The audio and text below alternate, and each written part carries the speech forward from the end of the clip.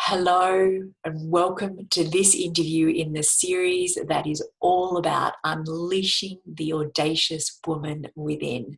My name is Edwina Murphy-Droomer, and today I am so excited to introduce you to Mia Saenz. Mia is a love activist and the creator of Women Making Miracles. Through her work as a love teacher and coach, Mia is generously giving us her time today to show us how working through love opens the connection so that all of life's purposes flow in abundance. Hey, Mia, welcome and thank you so much for being with us. Thank you so much, Edwina. It's a pleasure to be here.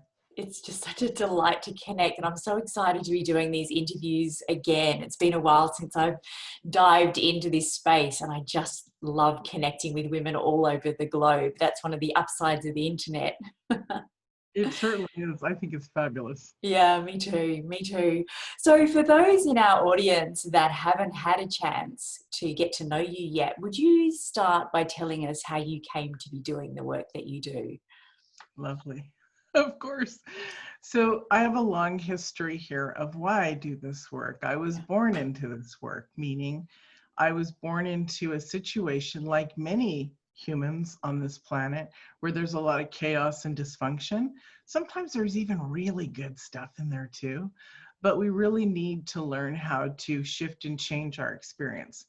All of ours starts at birth, because we're in that beautiful womb and we're pushed out and we don't speak our parents' language, and there's a lot of miscommunication.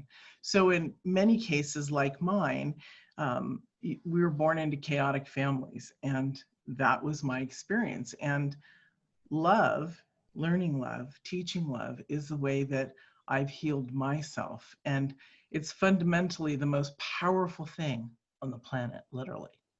Yeah.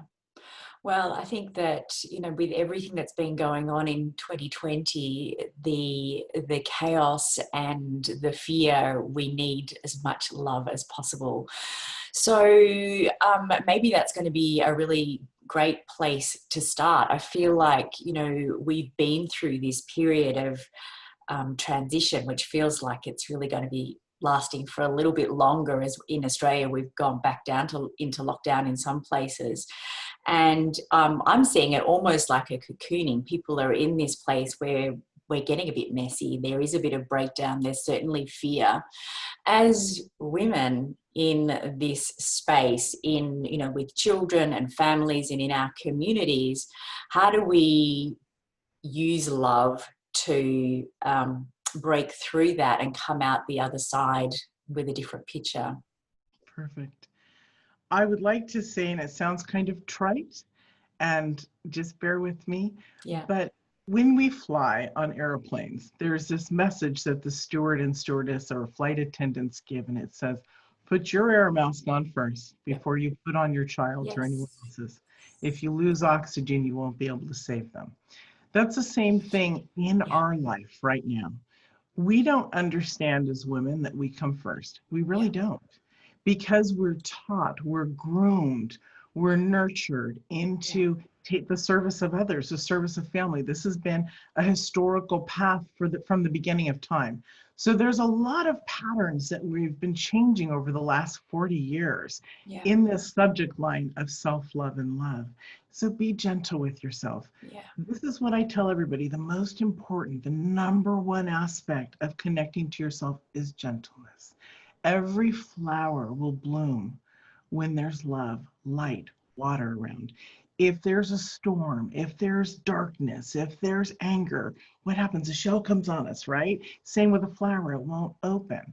So we need that gentleness, that love. Throughout all the transformational stuff that I've done my entire life, first of all, I was born into a metaphysical family, even though it was chaotic with my mother. I'm a third generation practitioner. It seems like it skipped a generation with my mom. That's okay.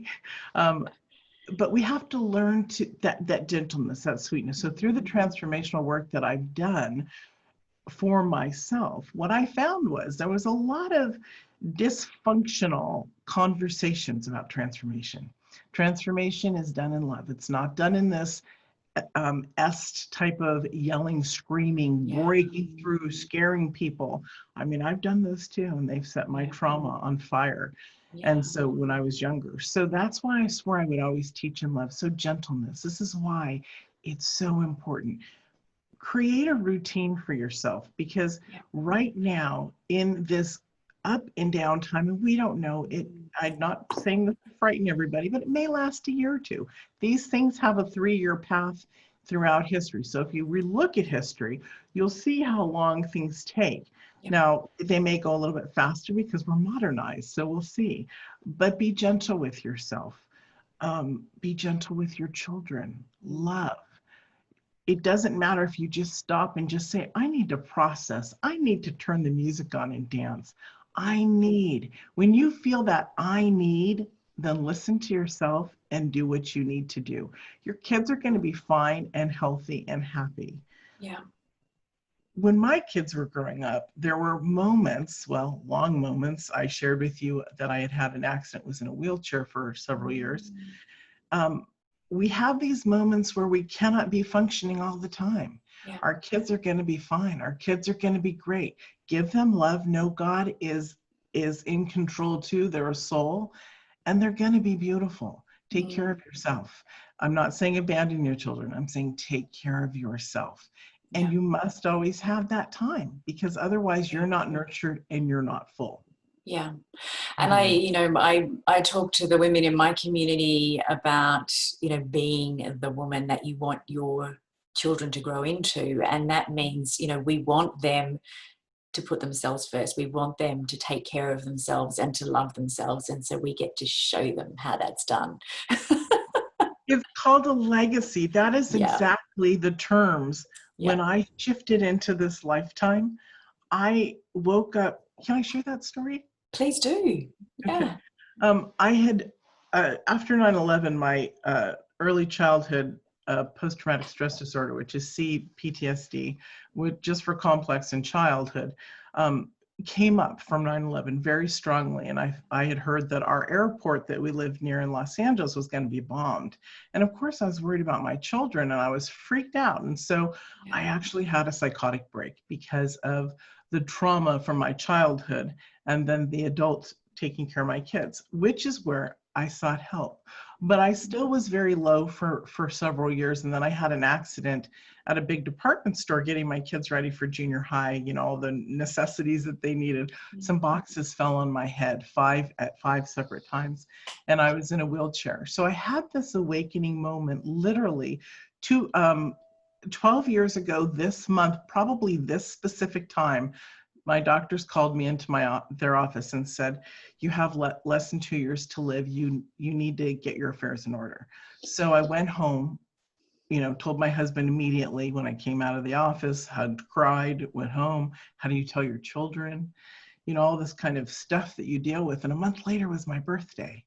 And that's when my life changed. That's when I got a vision that divine love, God, was there with me. And I thought, I'm going to enjoy this because this is my birthday. That's how bad my saboteur was. Yeah. It always stopped me from enjoying life. I wasn't deserving of it. And I've been practicing self-love for 33 years. So when I tell you this, I'm telling you that we have our moments of ups and downs. So as I'm sitting on the couch, I got up every morning to look at my children. I couldn't no longer, after the accident, take care of myself. I couldn't cook. I couldn't anything. I couldn't be up out of the chair more than 5 minutes holding something because my back it was ruptured.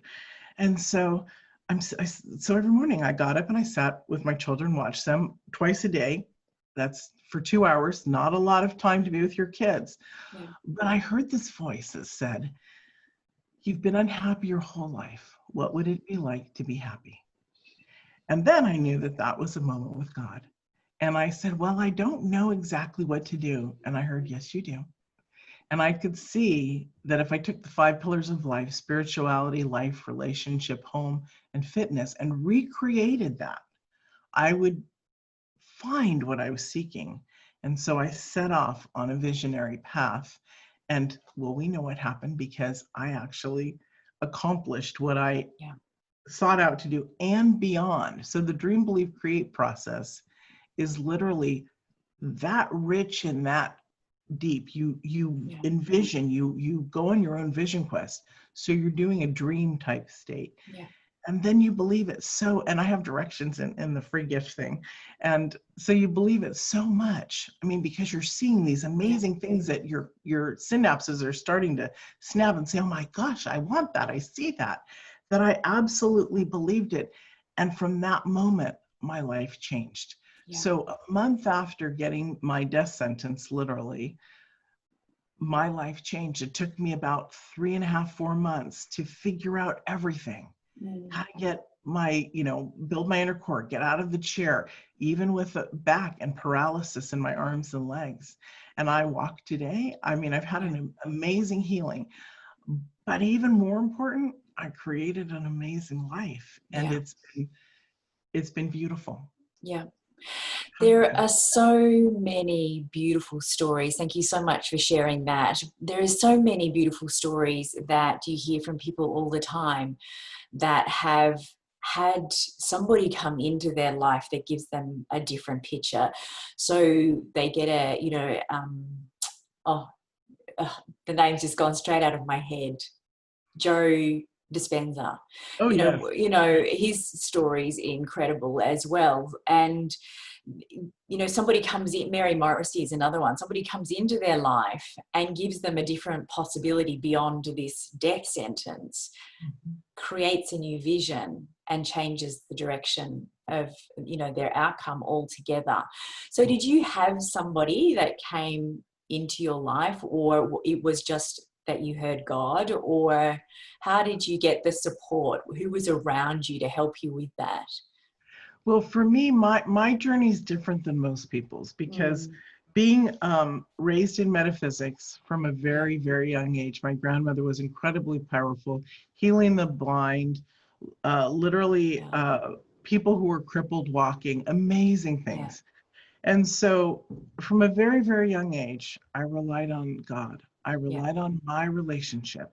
Even at 4, I remember beatings from my mother and being locked in the closet and talking to God and saying, I know that you're my true father, mother. And I know that she's just my human mother. And it would give me such solace that actually something remarkable would happen. I would learn how to manifest at that age. Either my brother unexpectedly would come home from school and bring me out of the closet, or my grandmother would stop by. She never came to our house, but on occasion she did when I needed her. It was interesting how love works and how the connection to divine love works. So as I've grown, I've always done my own work. There was a time when I was 24 wanting to break away from my mother. And I thought, if I don't change my life completely, I'm not going to live. I don't want to live. And so I didn't want to go. So I found the way. And that was what self-love was. And yes, I struggled. I couldn't even laugh when I was 24 years old. I was so repressed. It wasn't, I mean, people would say at dinner parties, wasn't that funny? And I'd say, oh my gosh, it was so funny. And they're like, well, why aren't you laughing? And I'm like, I am. And they're like, no, you're not. And that's when I realized, something's wrong with me. And so I was able to grow and shift and change. It's a long process. When we were growing up, we were told by different psychiatrists that we should not be alive, that most people end up drugged out, beaten to death, killed, whatever. So the dysfunction is really why I teach love, right? It brought me to who I am. So after that, after having children, I did seek a therapist who was also spiritual, which was remarkable. I worked with her off and on for about 17 years.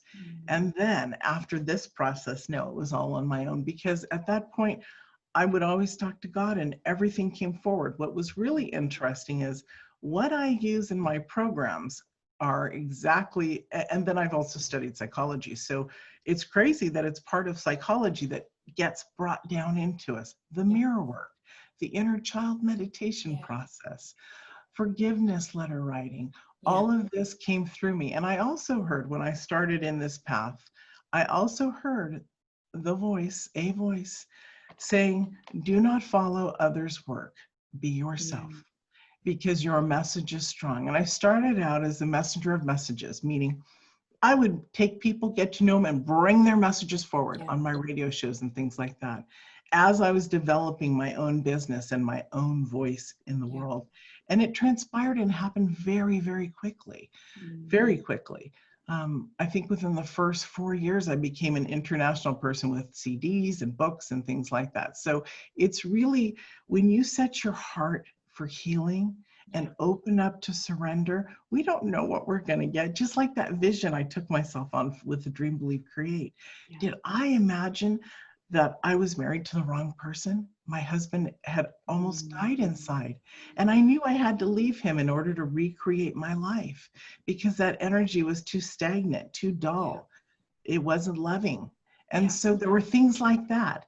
The visioning of wanting to help and support people was actually in there for my work. I've had 18 businesses in my life. I'm a serial business strategist entrepreneur, but this one is the one that I've done the longest, because this one is the one that lights my soul on fire. This is the one that I'm not leaving. So it's amazing how not very many people, you can, but not very many people can do what I've done, and it's okay. I'm just one of the way showers, you know, one of the leaders, one of the people. And everybody can be that, and they should. It's about getting your stuff together, clearing it out, understanding your own magnificence. You are deeply a miracle, and you can create whatever you want. And with that smoothness, they do. We do, you know. Success rates, you know, of my clients show that. Other people's clients show that when they do the same type of surrendering into creation and building who you are. It's beautiful. We get to peel back a lot of that messaging that we accumulate from our childhoods.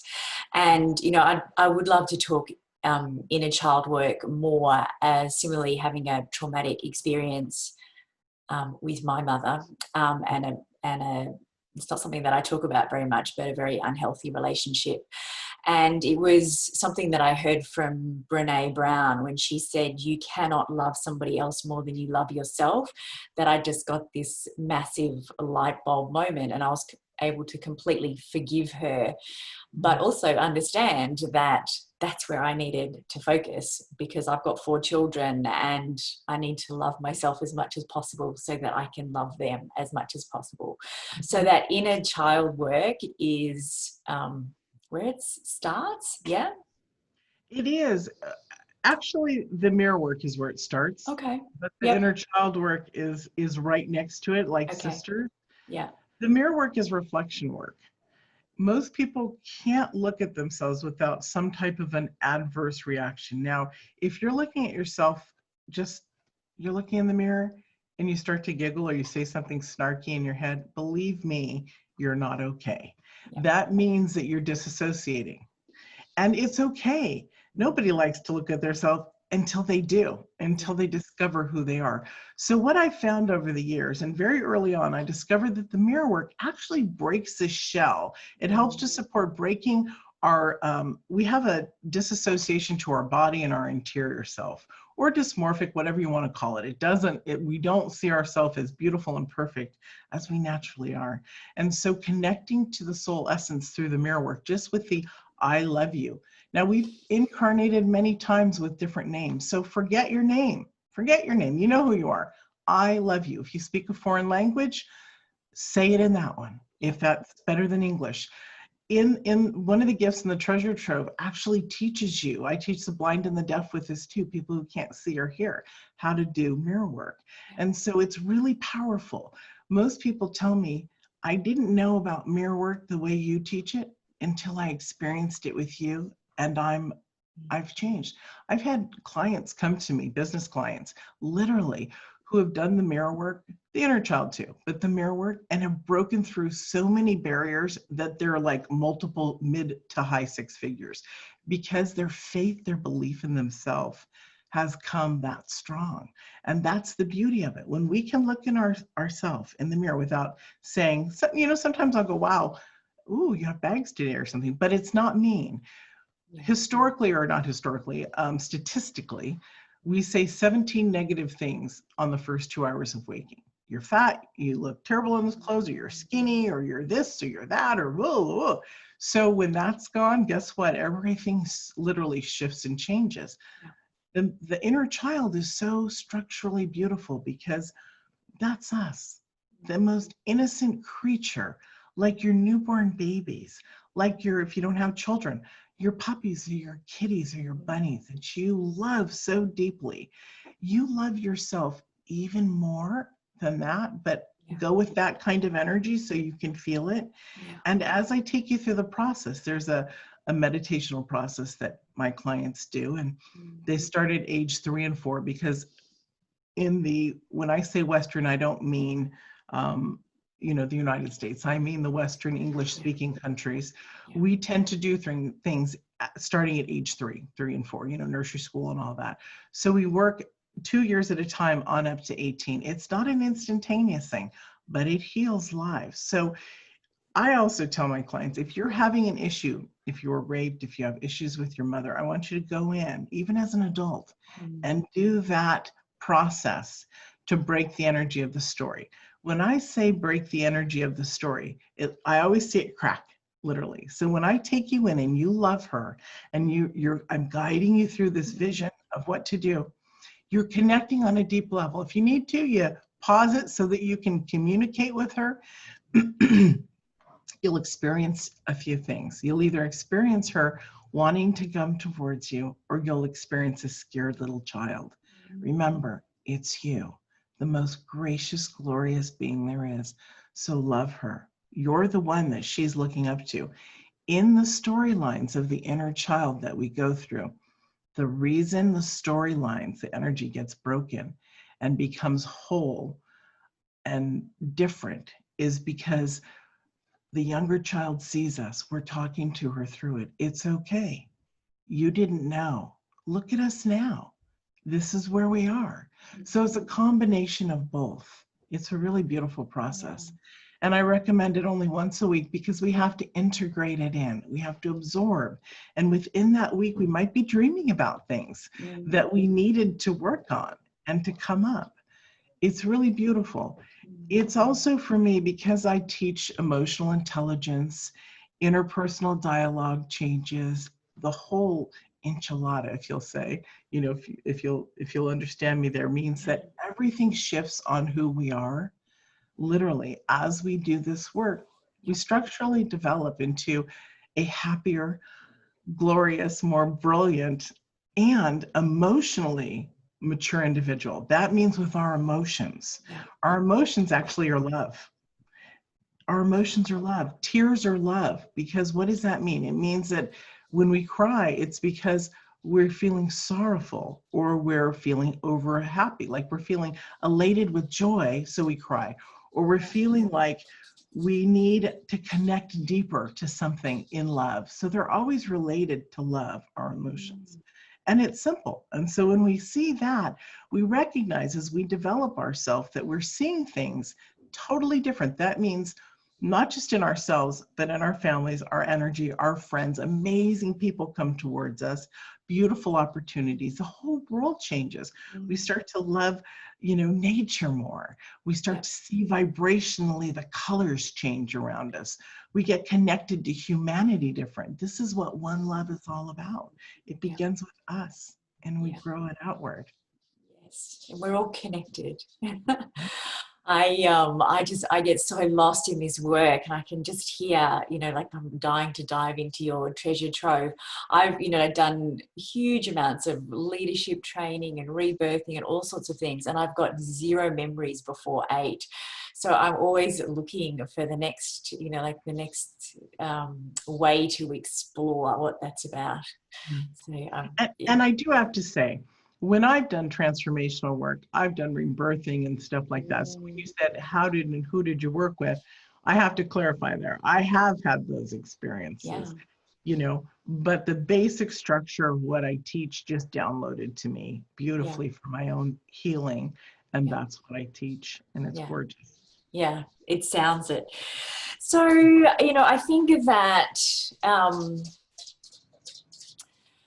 a lot of the conversations, that I have with women and with my clients is we have these very clear boundaries or pre-presumed ideas about who we are as women, and we grow up with this constant accumulation of messaging that we are, you know, introverted or extroverted, or, you know, smart or dumb, or whatever that messaging is that we take on. And part of unleashing the audacious woman within is letting go of these preconceived ideas.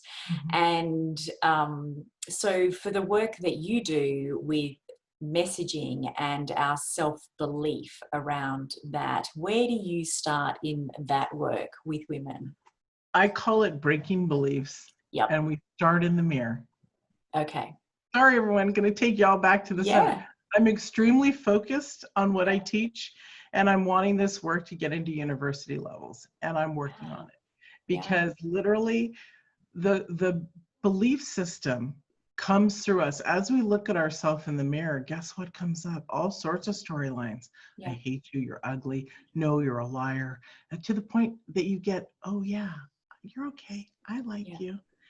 And then as you grow and honor yourself in that, so part of the teaching I do with people is, as you get ready in the morning and you do your mirror work and your meditation, everything that you're doing, as you're doing like your morning coffee or breakfast, I use Dr. Emoto's theory on water, where he took 2 glasses of water. One was praised and loved and frozen, and they sliced the crystals to look at them, you know, to see what kind of crystals were in there. And they were beautiful and magnificent. Then the other glass, they spoke angry and hatred, froze that, cut it, and the crystals were mangled. So in our own being, when we prepare our food, when we prepare our morning coffee, tea, hot lemon water, it's done in the amazement of who we are. We're doing it because we're actually amazing. And in that recognition of your own magnificence, guess what comes? Self-love, literally. Within that, self-love develops, and you'll begin to feel it. You may feel little butterflies inside of you, like, wow, I'm connected, or wow, my solar plex doesn't feel like it's empty anymore, it has a hole. Magnificence comes when we do the reflection work. So the mirror work is only one aspect of the reflection work. It's always about going inward. Now, the breaking beliefs is also partly, we do begin there. And then we also move into mindset and focusing on, what are we actually saying? Most people don't know what they say, literally. So I have you guys set your alarm for 3 times a day. And when it goes off, you look at what you're saying. What have you been saying? Is it positive or is it negative? And how do you stop it, you ask? It's simply like that. I don't want to think that way anymore. And it literally moves forward into you not getting into a pattern where you're not thinking about it, where you're shifting your mind. Even if you have to say, I don't want to think like this, I don't want to think like this. If you're triggered or hysterical, think about puppies and kittens or bunnies, literally. I used to do that. I used to bring up, when I was in my worst, I'd bring up all these cute little guys playing together and I would be happy. So when it would shift the energy. And so as you learn to do this, this is one thing I have to get across. As you learn to do your own work here, guess what? You got to keep it up, ladies, because practice makes proficiency. Every ballerina, musician, or ball player had to work their tail off in order to make those millions. If I was to say to you, you do this work for 1 year and I'll give you $1 million when you change, you would do it. Now, if I say, do this work, I promise you, you'll change. You won't necessarily do it. So it's what you want, and you have to realize that you've got to connect to yourself first, and that depth, that you are so important. Even if you don't believe it, but you want to believe it, start there. Start with, I want to feel this way. What would it be like? That's the gentleness, that's the surrendering. And we get to feel our body. Our body is a part of it. So self-love is also body love, feminine essence, all of this stuff.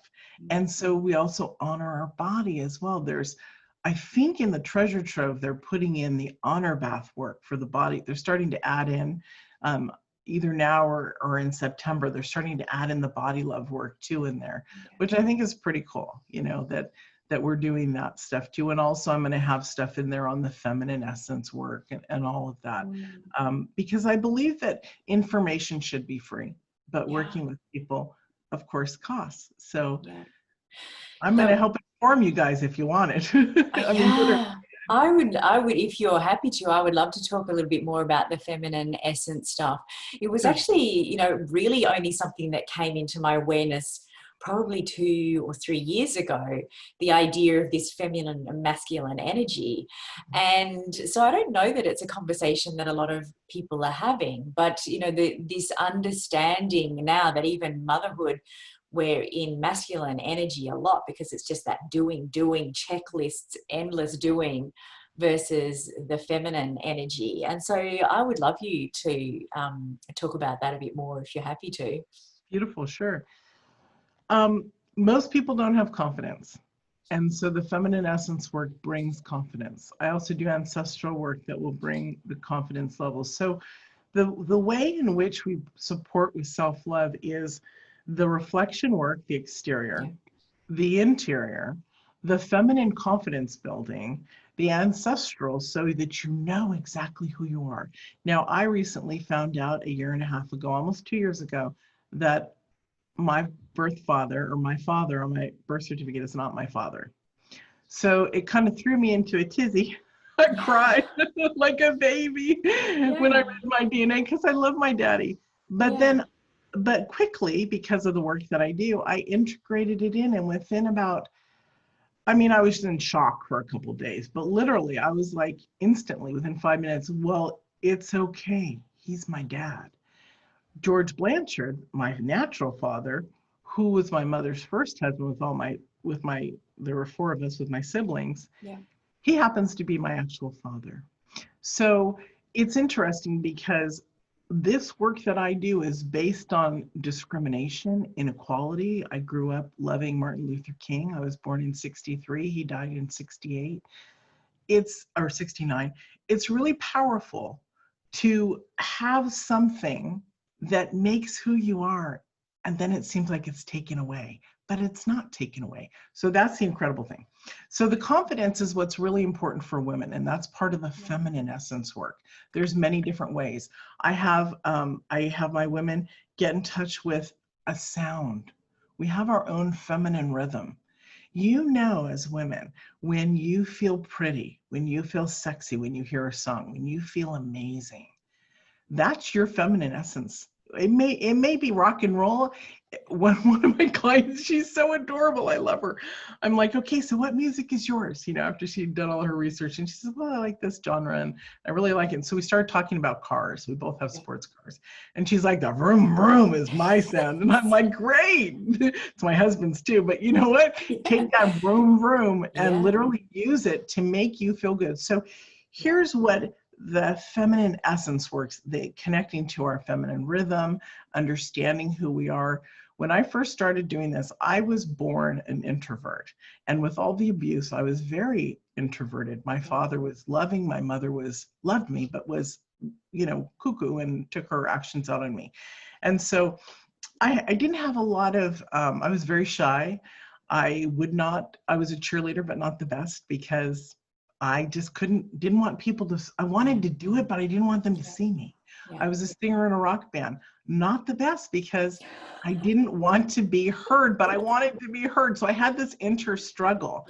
So as we create who we are, there's always that place like, do you go to parties and stay, or do you leave? When you walk into big rooms at events, do you stay the entire time at peace without thinking somebody's looking at you and judging you?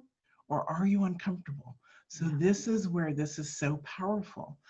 And I'm going to share a result and then more work. So when I first started doing this, I was walking down in Santa Monica on Main Street. I looked in the full length mirror. Normally I was all jazzy about myself. And I mean this in the sense that I've done the work and I was enjoying life. So I look over in the mirror and I'm like, oh my God, you look fat. And then within like 2 or 3 steps, I brought in that rhythm, and within 2 or 3 steps, I looked back and I'm like, you're back. And I was fine. And I was headed to a meeting. I was supposed to meet a bunch of people, and I walked in feeling gracious and glorious and beautiful. And that's how they saw me. So doing the work for ourselves, it's not just about that. You can't just do the understanding your ancestry, and I'll explain a teeny bit about that because it's really important. or the feminine work without doing the mirror work or the inner child, healing the wounds and scars that are within us. That's our shadows. And we have to have shadows so we can see the glorious light. And we are glorious light beings. The ancestry work that I do with people is different. I've actually brought it to Chico State and they were like, this is really cool stuff. It connects us to our I am statement, literally. We take our childhood, our adulthood, and our ancestors, and we mix it together. So we have an I am statement, and then we have the result statement of our ancestors as this is why. Yeah. So briefly, take column 1, write down all the fabulous things when you were a child. Column 2, all the fabulous things when you're adult. Column 3, if you're feminine, try to use feminine. If not, I now say after 10 years, you can use masculine. But connect to a family member. Write about a family member that you were honored with. For me, my father's family, they were Spaniards who integrated in with the Mexican Indians. And they were still Spanish when my great-great-great-grandmother had fallen in love with an Indian, and a Yaqui Indian. He came through the hacienda, which is now Arizona, but it was Mexico at the time. Came through, took her away, and she never saw her parents again. When he died, she took her kids back and found that her parents had died, and her brother had a Spanish land grant in California, and it's now Van Nuys, California. And so he gave her a piece of land. And what she did was remarkable. She had a stagecoach stop. She actually has a Holy Roller Church that's still there today. She had a merchant, schools. All of this she built with her children, with my family. And then I take my grandmother who healed people. Now, not everybody has that, but that's because a lot of people don't understand their families. So do your research, ask questions. Part of it's genealogy. Yeah. And if you're adopted, it's okay.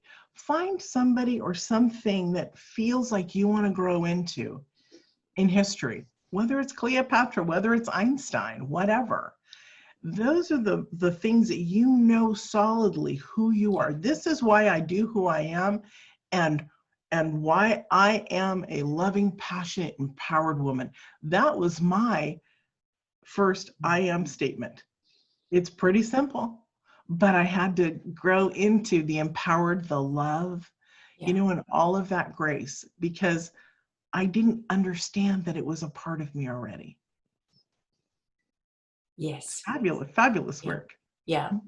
I am a loving, connected, powerful leader. That was my I am statement. Beautiful. So was, is. Yes, beautiful. Yeah. So, I mean, you've hinted at it along the way, but you have a beautiful gift for our audience. Could you take a minute to tell them what that is, please? Love to. So it's called the Treasure Trove. And I used to have things available all over my sites. And so we put it into one beautiful space. All you have to do is download, well, actually you sign up to be on this free membership site. We also have a paid membership site, but I'm giving you guys the free membership site. It's called the Silver Site. And in there's a treasure trove. So you have the book Mirror Mirror, and I also have a Mirror Mirror challenge that I do. It's going to start again in September.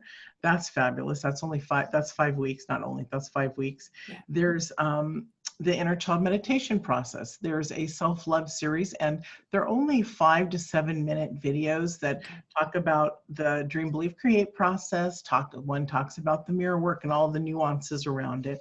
One talks about the inner child meditation process and all those nuances. If you've had a lot of trauma in your life, I do suggest you write down a trauma line and then do the mirror work with that. In there is the Make Love Real video series that I did this year. There's a bunch of other stuff. I can't remember all the stuff, but there's a bunch of stuff in there, and it's all for you. I think Treasure Trove sounds like the perfect name. It sounds amazing. It sounds amazing. Thank you so much for your time today, Mia. It's been an absolute delight to connect with you, and I'm so grateful that you've made the time. Thank you so much, Abina. This is beautiful. Love it. Thank you. Hi there. You probably noticed that the lighting has changed a little since the interview that I did with Mia. It's because it was a few hours ago. And I've just been thinking about it. And there's so many beautiful steps that we take on this personal development journey that we're on. And the very idea of having a love coach to me a few years ago would have been something quite abstract or extraordinary. But as I've moved through this personal development journey that I've been on, I can see the power in tuning into the voices of these women that have already done the work. And Mia has certainly done the work. So here's a little takeaway that I would love you to practice. You can start as soon as you see this or when you get up tomorrow morning. But what I would love you to do is look yourself in the eye, in the mirror, and say, you are worthy of love and belonging, and I love you exactly for who you are right now. Let me say it again. Maybe try and repeat it with me. Let's see if we can get it to sink into your mind. You are worthy of love and belonging, and I love you for exactly who you are right now. Imagine when you were a child or a teenager, if you had somebody in your life that spoke to you like that, looked you in the eye and said, I love you for who you are right now. Not many of us get that gift. So whether you need to tell your inner child that, whether you need to tell the woman that you are right now that, whoever she is, that's my homework for you. All right. Much love. Bye for now.